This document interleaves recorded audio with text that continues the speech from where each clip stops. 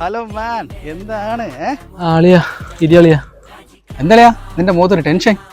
ഒന്നുമില്ലളിയാ, എന്റെ കാമുകി അവളുടെ വീട്ടിൽ പോകാൻ വേണ്ടി വിളിച്ചെന്നെ. ഇന്ന് രാത്രിയാ നാളെ രാത്രി? രാത്രി ഒന്നുമല്ല, പകല് തന്നെ.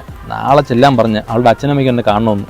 കാര്യങ്ങളൊക്കെ സെറ്റ് ആയല്ല, എന്താ ടെൻഷൻ അടിച്ചിരിക്കുന്നത്? എടാ അതിനെന്ന് വെച്ചാലേ, ഞാനേ മെനഞ്ഞൊരു സിനിമ ഉണ്ട്, ഗെറ്റ് ഔട്ട് എന്നുള്ളൊരു ഹോളിവുഡ് പടം.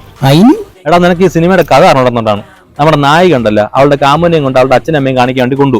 പക്ഷെ അവിടെ എത്തിയപ്പോഴാണ് അവന് മനസ്സിലാവേണ്ടത് അവളുടെ അച്ഛനമ്മ യഥാർത്ഥ സൈക്കോളാണെന്ന്. എടാ അവര് സൈക്കോ എന്ന് പറഞ്ഞാൽ വെറും സൈക്കോളല്ല, അവൻ ആ വീട്ടിൽ കിടന്ന് അനുഭവിക്കുന്ന കാണുമ്പോണ്ടല്ലോ, എനിക്കത് ഓർക്കുമ്പോഴേ പേടിയാണ്. നീ പോയി ആ സിനിമ കാണും, അപ്പൊ നിനക്ക് മനസ്സിലാവും.